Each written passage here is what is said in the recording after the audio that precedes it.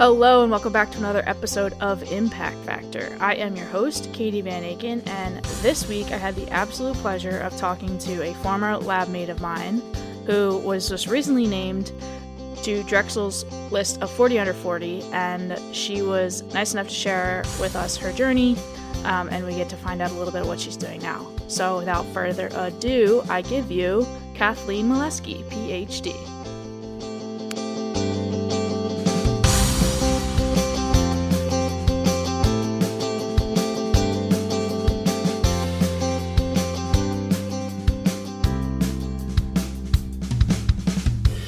Kathleen, you and I, just to set the scene here, we were in grad school together in the same lab. You're actually the first Gagazi lab member to be on the show.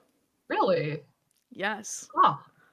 Because I've been trying to diversify. I'm trying to diversify the subject expertise, so I'm trying to stay away from the material science. Not working, but yeah.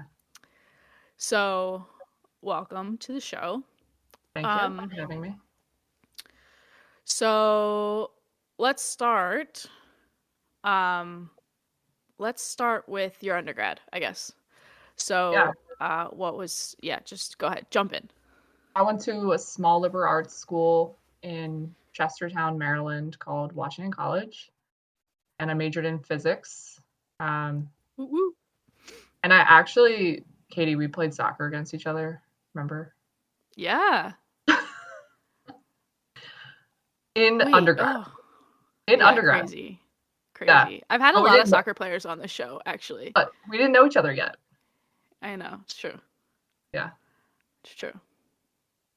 I love that. Yeah, but I majored in physics and... Did you do research in undergrad? I did, but not at my school. I went to Penn State and did a summer internship in their material science department and just loved it. I was doing computational science though, didn't like that. I really liked material science in general. So I knew I wanted to do that. I just didn't know how to do it. So went back and graduated and then was looking for grad school opportunities. That's how I found Drexel. Yes. So this is interesting. So your story at Drexel is interesting too, because you started as a master's student. Yeah. And funny enough, there was a question I think that you posed about why'd you want to do a PhD? I didn't want to do a PhD. I actually had heard a lot of bad things about a PhD and was really scared of it and was I don't want to spend 5 or 6 years of my young adulthood doing something that people say is horrible. Yeah. And then also heard some things about people that are PhDs in industry being really overqualified and arrogant and mean and just I just didn't know why I would want to do that, especially if I wanted to go into industry. Yeah. So I started as a master's student and quickly realized that I really liked what I was researching, even as a master's student, and was I think I want to do a PhD in this. I like this group. I like my advisor. I like the topic. I like Drexel. I like Philly. Why not? Mm-hmm. And I think that's, you highlighted all the right things, right? Typically with a master's program, it's 2 years. You might do a thesis project, and you might be associated with a lab for a short period of time, right? But if you're feeling at the end of a year that you want to do more than just a year more, that's pretty good intuition that you could do a PhD. Yeah, and it's also the finance part. If I'm doing the same thing, almost the same thing as a PhD student, and I really like it, then why not go for, a scholarship or, get a salary or whatever they call it these days, and, actually invest in it versus sitting back and paying for it myself and working a couple jobs and outside of grad school. Yeah. So there was the finance part of it. If it made sense and it was something I liked, if the finances were available, then why not? And what did the fact that you started as a master, did that do anything to the timing and schedule of your experience? Yeah, it sped it up a little bit. So I was on the schedule of like I didn't even do that year. So I was basically the group that I was with was like, okay, you already finished, half your classes. So once you get done your Okay. classes, just go do your candidacy. Um, Ah, so I was basically kind of an intermediate between two incoming classes. Just because of that, I was a new PhD student, but I already had a year under my belt of classes. So they were and you kind sort of of like, front loaded your classes because you were taking more yeah, than a normal PhD student, right? Yeah. exactly. Yeah. Yeah. So I was a little ahead, but I was also a little behind. I was a little ahead in classes. I was behind on research. Yeah. Um, but that Hmm. first year, I don't think that really impacted me too much. Yeah. So worked out. Yeah, it did. I think it all balances out eventually. I mean, you can conceive of a PhD program where you don't do any research for the first year and you just take Yeah, classes. I mean, that's essentially what you did. So, exactly. um, so we'll get to the how you feel about that. I'm interested that you were basically advised not to do it. Um, Yeah. Yeah. It was personal, people that I had known that were in industry that I looked up to, my parents, their friends, some of my mentors. Um, and just my personal opinion about like spending that much time in school. And so it was, yeah, I look back on that and I'm like, wow, I was told, like, I had thought something totally different than what I experienced. yeah. Yes, and some people are have the reverse, right? They're encouraged Oh, to yeah. do it and it's miserable. And so it's a very independent experience and journey and that's what makes it hard, but also very um, thrilling too, right? Yeah, exactly. Um, so I'm gonna ask you questions I know the answer to, but that's okay. So what was your research group like? So, And oh, did yeah, go you ahead. enjoy being in a big group? Yeah. My group was big and there was kind of a normal distribution in let's say I had 5 years of PhD. There was like a normal distribution of people in that 5 years where the middle, there was like, at one point, I swear there was like 60 people. Um, I don't know if there was actually 60, but like I feel like there were 60. It felt like Um, that. yeah, there was Was that just when I so was many. still there? That was like the year, I think it was the year Probably. after. You were 2 years, Okay. I think you were 2 years in front. I don't know. 2017 I left. Okay, yeah, so two-ish years. Yeah, so my third year, I was like, there are so many people.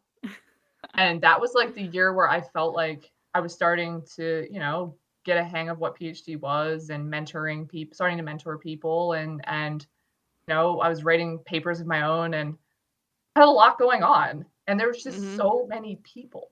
And I'm like, but I think it came down to all those people weren't doing the same thing.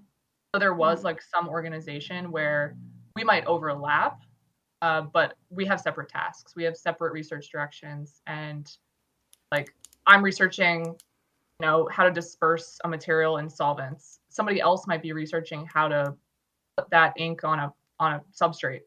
We can work together and maybe make a paper together, but in general, we're still doing two different things. And that was really important with a large group is being independent enough that you felt like you were still contributing, but being together enough where you felt like you were part of the team. And Yeah, and like owning the thing that you're bringing to the table, right? Like in yeah, that paper, the value you're bringing as far as like attaching to a substrate is a key part of the paper, and so that not you, but in general, like yeah, therefore it's valuable, you know? yeah. And then we had a lot of group meetings, which at the time I was really overwhelmed by. Like there were so many, like, okay, this day we're having electrochemistry meeting, this day we're having synthesis meeting, this day we're having group meeting, which is everybody. But I think it prepared me for what I was going to go into in industry because in industry it's about 10 times worse. So I have so many meetings all the time and I have to prioritize which ones I need to be at but also which ones do I need to prepare for? Which ones am I going to be talking in?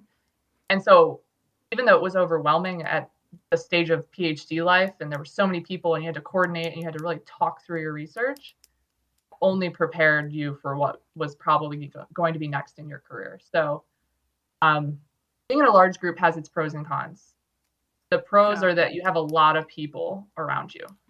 You could talk to, you could vent, strategize, go grab a beer with. The focus was never only on you, but that's the bad part too, is the focus is never only on you. And so you control your destiny in a lot of ways where, you could get lost if you don't, keep up with whatever you set to do that year. So yeah. Yeah, and I feel like it's impossible for one PI to keep track of everybody's activities, and so at that point you can especially get lost if you're not kind of self-organized and self-driven and, have the ability to, like you said, kind of like make your own destiny happen, right? Yeah. Go with the flow too. I mean, there were so many times where I felt like I was gonna, hit my head on the wall and just call it quits. But then just step back and like look at the bigger picture. Like, what is this whole team actually like trying to like row towards, Yeah. Where are we all trying to go? And then it's like, okay, it's not that bad. I got my teammates here. Where I think is in a small group, sometimes that can feel like all the weight's on you. And you have to do, all these tasks. You have to do all the safety, you have to do all the mentoring, you have to do all the equipment managing, and plus your PhD. So in a big group, you can kind of disperse those efforts, even though you might feel like you're just a number in some cases. Did you ever feel like it was a competitive environment? Yeah. In certain cases, I think early on I did more than later.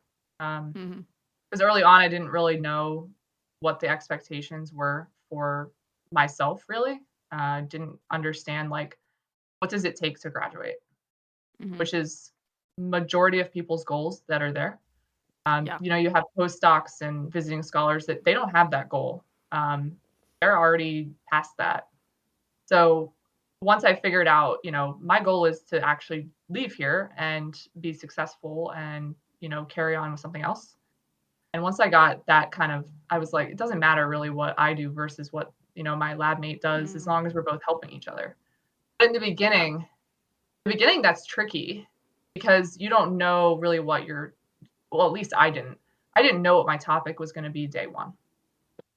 So, trying to figure that out and, how do I even publish a paper? Like, how do I even put my words down with a graph and make it like important enough that someone would want to read it or publish it? Once I got over that hurdle, I feel like the competition wasn't really at least I didn't feel it as much. Yeah, that's a really good point about recognizing like the people around you are have different goals and are in different kind of places. I mean, you could say the same thing for like a fourth year grad student to a first year grad student, and some of the people I've had on the show have suggested like one of their pieces of advice is, try not to compare yourself to others, which is hard. It's very hard. Very hard. Very hard. Yeah. Especially when doing a PhD can be very public. Yeah. So you publish a paper, everyone can read about it. You can go and look at your name on that manuscript. So it can be really tricky. And it's a lot of stat-based, academia has a lot of stats that people concentrate on, citations, H-index, number of papers, funding, eventually. Impact factor. Impact factor, definitely. Yeah, so you can get lost in those details, and they're distractions, but they definitely, I mean, I think everyone that does a PhD at some point gets lost in that and says like, am I good enough? Yeah, for sure. Yeah, I mean, spoiler, we were in the same lab, but I felt similarly in that it wasn't competitive from like a like a top down, um, like coming from the PI. It wasn't like this is supposed to be a competitive environment. It was more like it was like self-inflicted competition because it was almost like I want to do cool stuff like that person over there, and it was like, but why? I mean, I'm on a whole different journey, so it was that Yeah. kind of internal conversation. I think it's also natural because we're all high achieving people, Mm, and we were on the track of success to even get into the program and to even be considered by the groups that we were joining. So we all want to succeed. And so when you're seeing other yeah, people succeed, and especially if you feel like you're not succeeding how you would want to, it can be really difficult, especially in the beginning. yeah, completely agree. Um, while we're on this topic, what is there anything you miss about the PhD time of your life? Yeah, and as I was thinking about this, you know, I really miss the simplicity. I think other people that have been on your podcast have also kind of described this. Um, when you're in the PhD, you feel like nothing is simple because you're in it, but everything is simple. You literally wake up and do research all day, and then you go to sleep. Yeah, In like in the simplest form, that's what you're doing, and it feels consuming because you're doing it all day. and on your But own, it's yours. and yeah, mostly on your own. Maybe the help of your colleagues or your advisor, but mostly on your own. Most of that is on your own, and it might be a 16-hour day. Yeah, Um, and But now I compare that to my life now, and it is so simple. yeah, Like now, I have to wake up, and I mean, I'm commuting, so I have to commute. Um, I was always commuting in grad school though too, so it's fine. yeah, But then my day is not me and only me doing research. yes, It's that's the key. it's Are my budgets okay? Is my team okay? Do we have enough resources? Did something fail? How's my presentation going this upcoming meeting? Yeah, Oh, I only have 5 minutes to get between buildings. yeah, What's for lunch today? Did I eat? Like yeah, yeah. It's there three are, o'clock. Did I eat yet? Yeah, yeah, there are just so many things that are going on, and I'm sure if you ask me this question 20 years from now, I'm going to be like, it was so simple then when I was giving this my first job was this so simple. podcast. I was only 3 years into my career. It was so easy. Um, but it's true.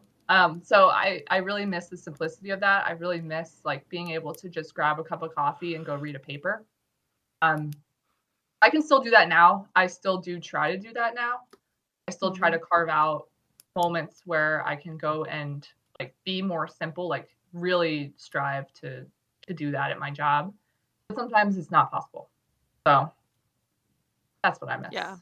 I like framing that as simplicity. I was just trying to explain to someone recently about how, when I was in grad school, like we have some like crazy like memories from like weekday nights, like going out to the grad student events on like a Thursday night and getting home so late. But then like nobody's looking for you the next day until maybe No. 10 o'clock. And if you're not Yeah. there, they don't, it's like, well, whatever. Like maybe she'll be here later. I don't know.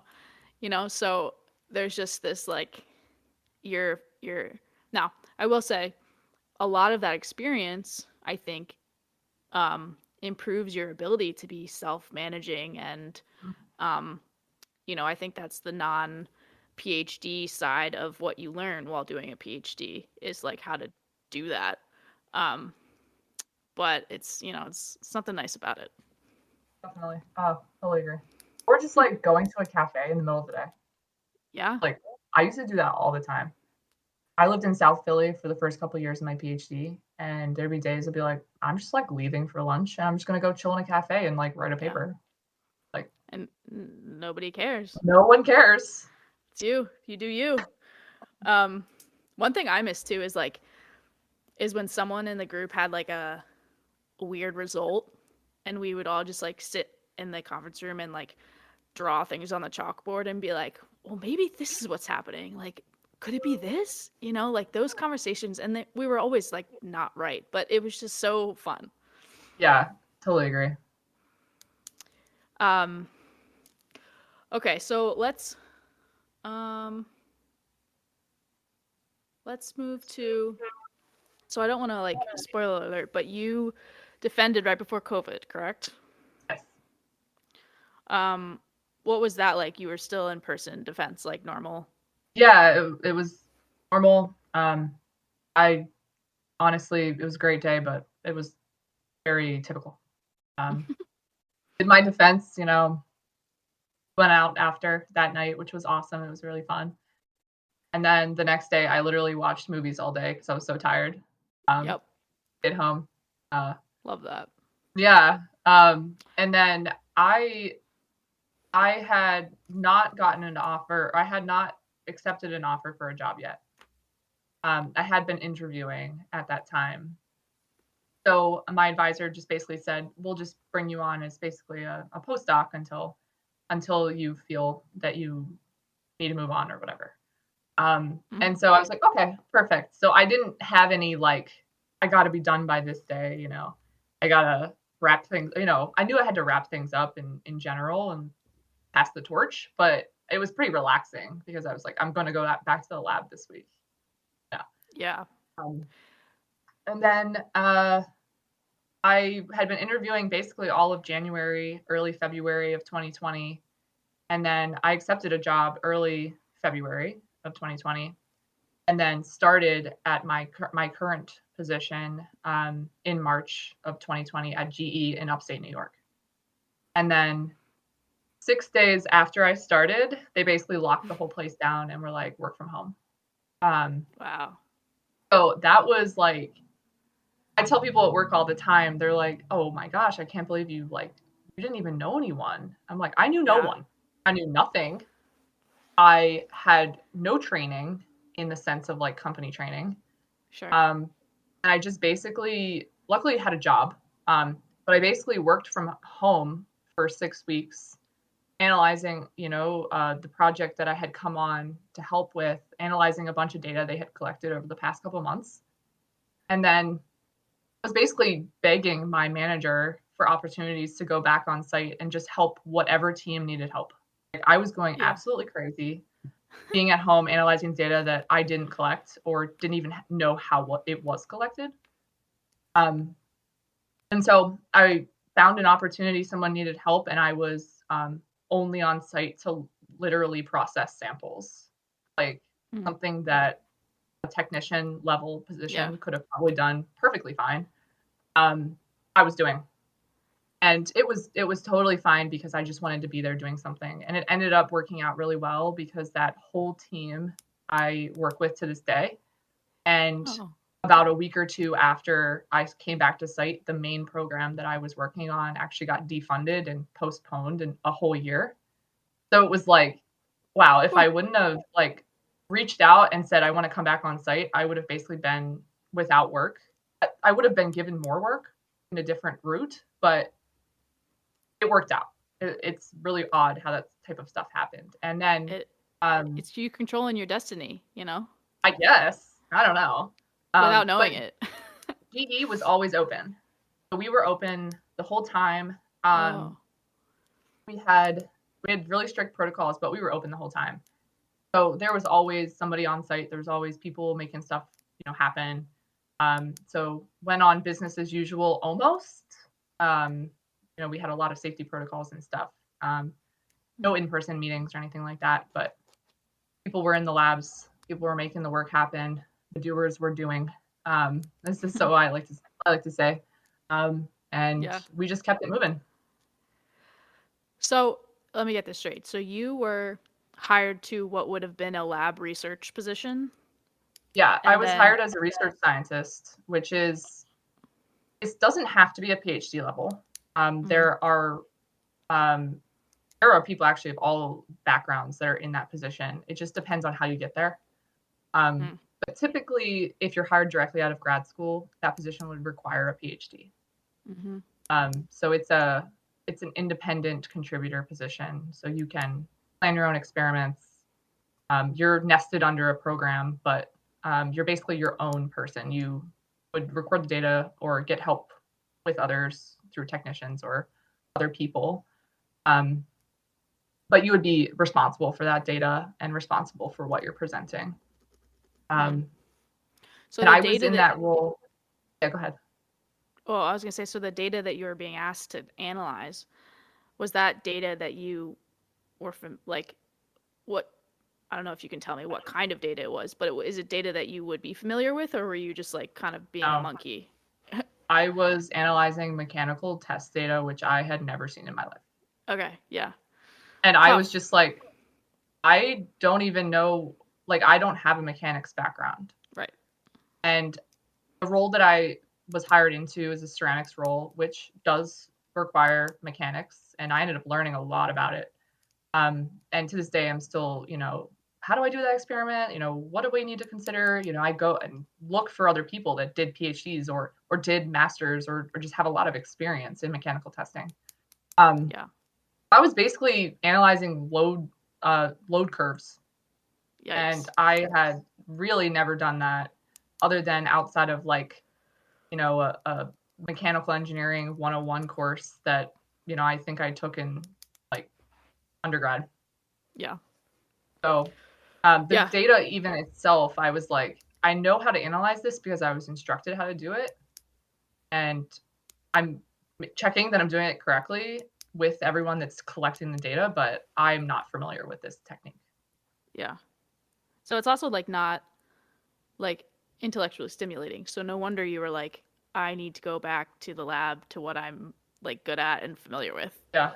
It was like Excel copy and paste for 6 weeks. And God. I truly was like, I cannot do this. This is like, to me, it was like, I'm dying a slow death. It was awful. Oh my God. Yeah. I feel for everybody who onboarded like right around that time. And I know plenty, and some of them have been on the show, but it sounds so tough. Mm-hmm. And on top of that was the absence of the social component, right? Like you're remotely connected to your manager. You haven't met anyone else who like recently started, and you have no idea like what your teammates like eat for lunch, and like. And I didn't even know what they looked like. So really? There was this point where we were going on site, but we would only go on site to do experiments that were critical, and then we would leave. So I would go on site for a couple hours and then leave. And I would pass people in the hallway, and I have no idea who they are, right? Because I don't know them. Right. So you're not going to say anything. They don't know me. They're like random person. And then later on, when we finally were meeting more in person, and we started like people started putting pictures of themselves on their team's like icons, so like you start to see like that was a thing. Look like, I was like, I've been passing you in the hallway for a year, and I work with you. Oh my God, that's so stressful and awkward. Like, yeah, so it was unusual, but I feel like I had some humor with it with everyone else that was there, and we were just like, it is what it is. We're happy we're just here and we can still move the research forward and we still have jobs, and like, oh well. Yeah. So I assume that you are so now you're in a different group, still ceramics? You're still in ceramics or? Yeah. So I'm in the same group. I am in a different role. So I got promoted this time last year. So instead of it being like a entry level for a PhD, it's just one step above that. And it's called a lead scientist position. And really, I would say the only difference that I have now is just more responsibility. So day to day, just managing a little bit more technical programs, maybe leading one, instead of just contributing data, like, bringing people together, planning research, scoping research, figuring out who can do the research, training budgets. people, mentoring people. So it's just small step up, but it was a step up, and gave me a lot more opportunity to, work on different things, because now my time is more focused on, a broader group of research instead of just like one thing where I do all the experiments. Mm. Have you left electrochemistry behind you? Oh yeah. I don't do any electrochemistry. Yeah. None. I'm like 5 years out. I was ready to never like talk about batteries ever again. Yeah. But it's been 5 years and now I'm like, but I know so much about them, you know? Like, when am I going to use that? I don't know. When my grandma tells me that she keeps her batteries in her refrigerator, that's when I use my knowledge. Oh, nice. Yeah. I like it. I'm like, let me explain to you why that's not helpful. Um, okay, so how much does what you're doing now relate to what you researched in PhD? Surface level, nothing. Okay. But when you really step back and look at the broader picture, everything.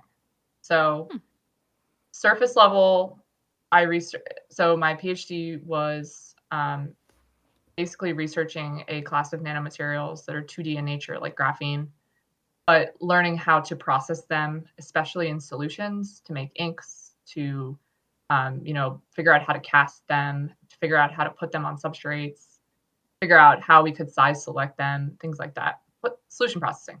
And then I was also looking at optical property characterization. And through all of that, so that's surface level. But through all of that, there's a connection between how you synthesize material, how you process the material, what its properties are. And let's collaborate and figure out for any material, right? For any material, right? Yeah. And so, surface, I don't work on Maxine. I don't work on optical surface, whatever things, but two-dimensional carbides. Right. I don't work on two-dimensional nanomaterials, but if I step back and look at it, I'm still working on how do you take a material from what it's made, how it's made, to use it to perform.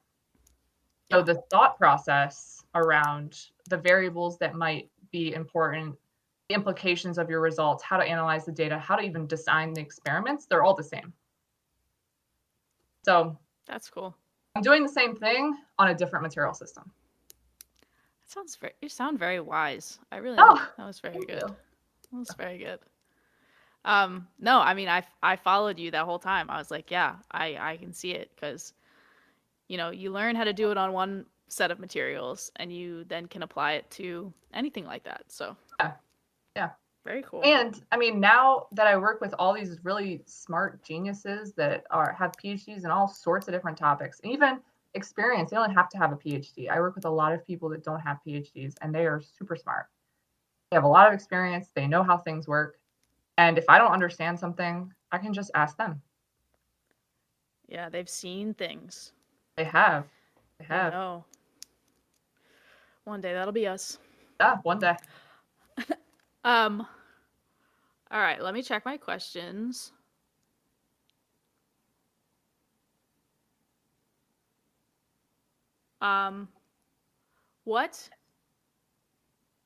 What are your, now that you're like a working person with maybe more free time, but a more complex life, as we've already established, what are your hobbies and things you do besides work?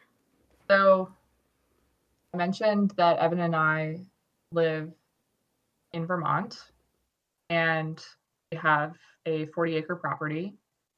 And so we do a lot of hiking with our dog Leo, and basically spend every moment that I'm not working and the weather is decent outside. Nice. I'm always outside. We love just exploring the area, going to a local park. That's like my favorite thing to do. But I also love gardening. We have a nice garden going every year. And are you a horticulturist? Sort of. My plants. But your plants don't die though, right? They don't die. Unlike Evan's dad, or maybe like Evan's dad. Oh my God, I remember that. Oh, yeah. That was the best commercial ever. Yeah. But we're just outside all the time. I really like craft beer. That's another thing. So going to Are you breweries. brewing? We're not currently brewing anything, but we love I think you going have to enough breweries. space for it. We do. We definitely do. So maybe eventually that'll be a hobby. Um, Yeah. but Do you ski? yeah, we don't ski, which is Oh, maybe something we should try since think there's so so. many ski places. And our last names are both ski. So Yeah. Ski, ski. Ski, ski for we life. ski in on the skiing. Yeah, On the skis. on the skis. Yeah, that's my suggestion as a currently someone who lives in Vermont. I think you should check it out. Yeah, we recently got snowshoes. So last winter got snowshoes. That is Ooh, also really fun. it is fun. If It's you're an tiring. avid hiker. Yes. But it makes it so much easier to go through the snow. Yeah. So it is And tiring, walking but through beautiful, like, snow-covered nature is, like, yeah, the best thing. yeah. Do you Yeah, have and snow now? we're gonna get chickens in a couple weeks. So Oh, man. first farm animals. Do you know who else has chickens? Will No. Ferrell. Oh. He has a chicken coop. I was just listening to a podcast where he was interviewed on it, and he was like, I really enjoy, like, cleaning out the chicken coop and, like, talking to the chickens and, like, making their... Yeah. I'm really excited. It'll be an adventure. We have a barn. So we're actually like building the chicken coop off the barn from a wood shed that we already have on the property. So trying to make it like not a full project, but it'll definitely be somewhat of a project. A project, yeah. It'll be a project. We got to raise the chickens first. If I know Like, you guys as all, that will become a project. yeah. Love that. All right, well, I'm going to jump to my 3 wrap-up questions, unless you have anything else that you would like to share. Great. Okay. So, what is something challenging you faced during your PhD? So I just think about this one. Something that was extremely challenging that I still struggle with is learning how to say no. Mm. And it became so bad in my PhD that I was like extremely stressed about it. I had so many things going on and like how to prioritize. I was good at that. I'm good at that in general, like prioritizing things. But when it comes to something that's not my priority, but is somebody else's priority, it's super stressful. Yeah. So the most challenging thing for me in my PhD was figuring that out. And like I said, I'm still figuring it out. But I got better at it as the years went on. Like I remember I would wake up in the morning.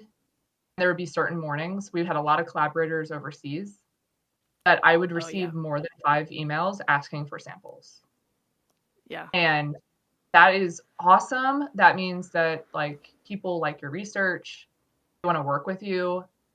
They want the materials that you produce, but it's also extremely stressful from like I only have so many hours in a day and so many resources.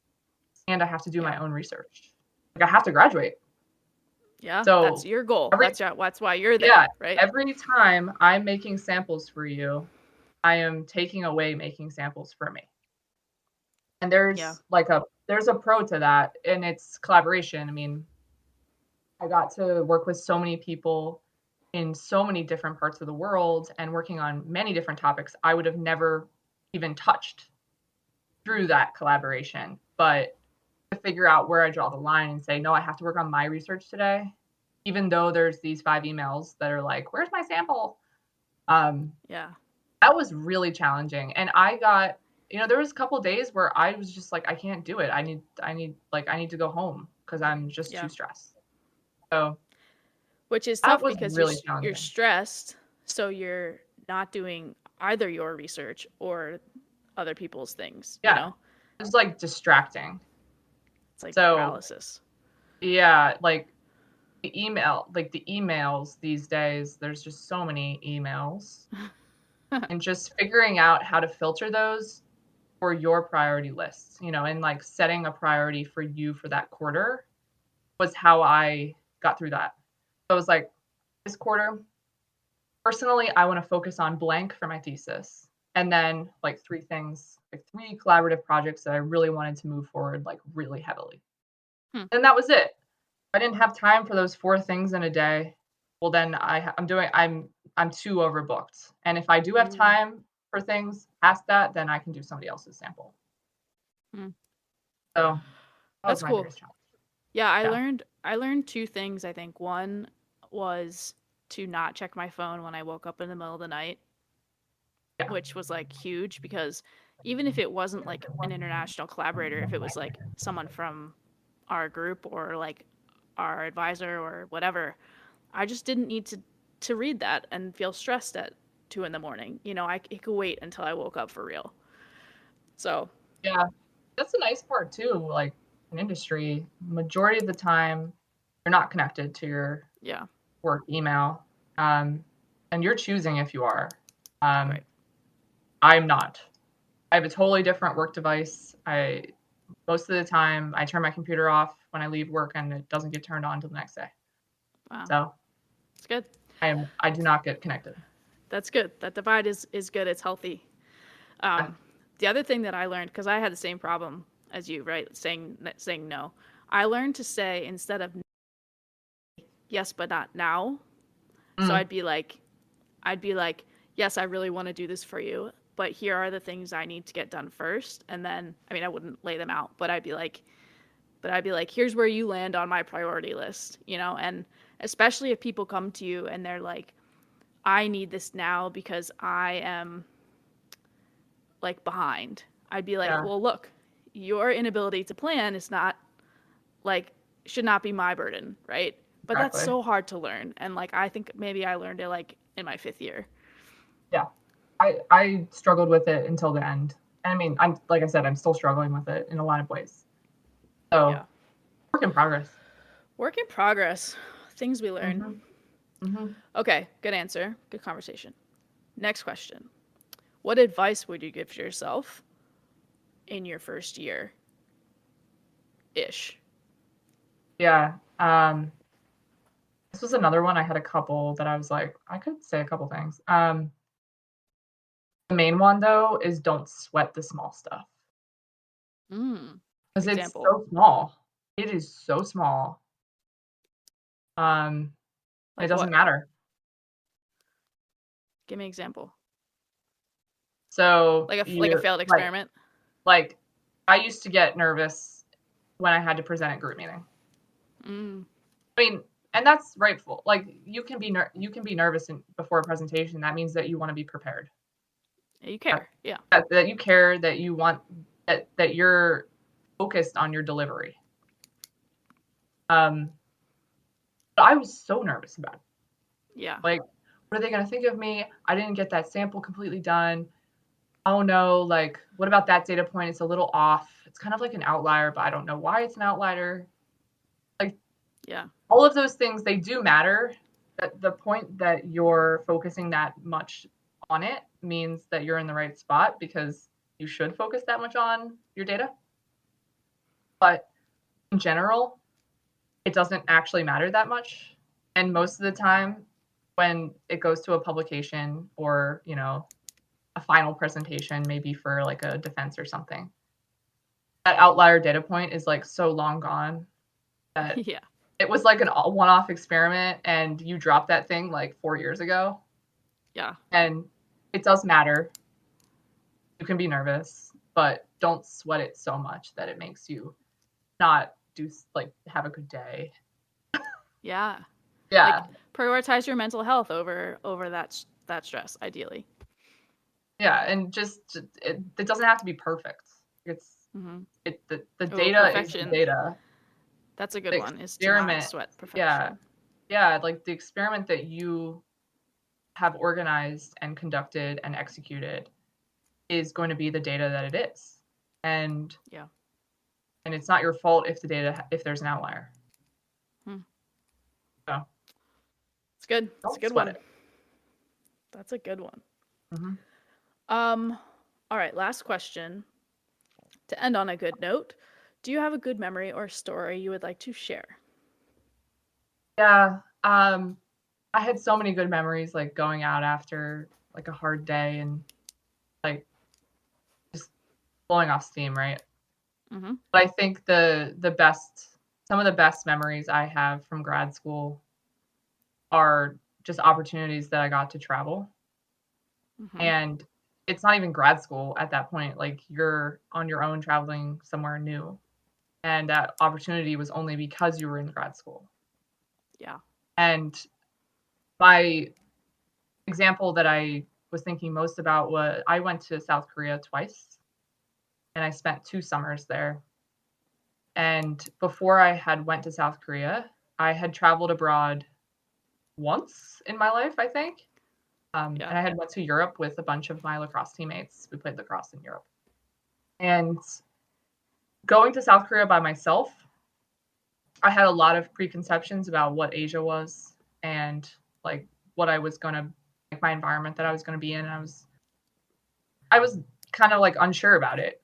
I went there and the people were so nice and welcoming, and the environment was tricky because I was in a clean room and I couldn't really speak the language completely, and there was a lot of learning to do, but it was a fond memory because I grew a lot from that Mm-hmm. experience.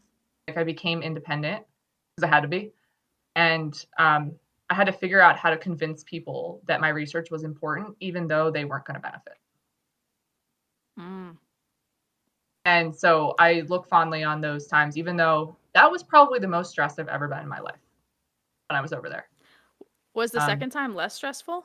yes, second time was way less stressful. First time though, it was like I'm the only one here, and like I don't even like no one speaks English. Yeah. But But like looking back, like what a cool experience to have in your 20s, And yes, like even working like a normal industry job now, like those opportunities are few and far between.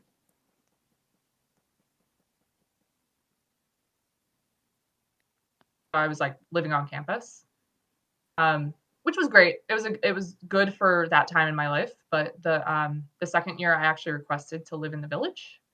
Hmm. So I was living above a mart. There was like a shop below, and I was living basically above that, like a group of apartments above that.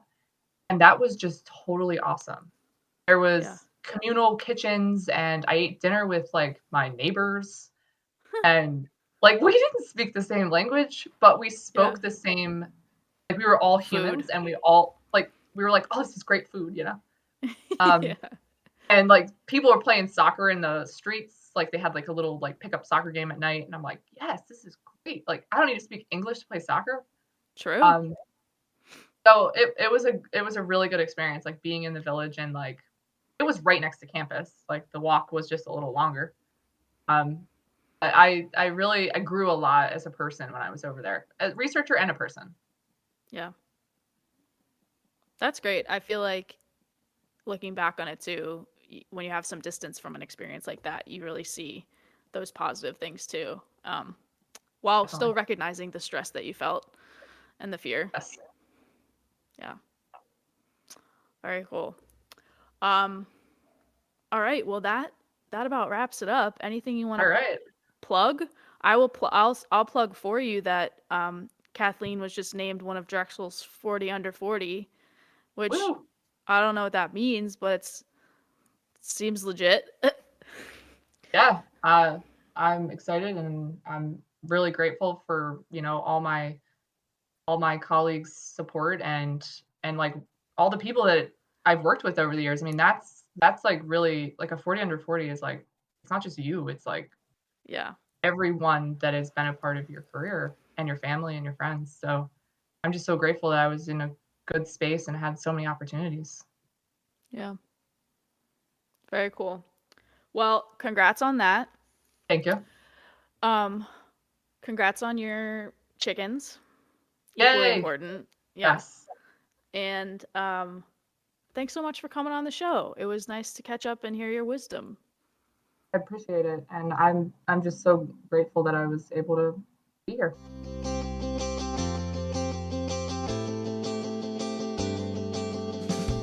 Thanks to Kathleen for coming on the show. If you or someone you know wants to be interviewed on Impact Factor, feel free to reach out via Instagram and follow us for updates at ImpactFactorPod. Thank you all for listening and have a great week.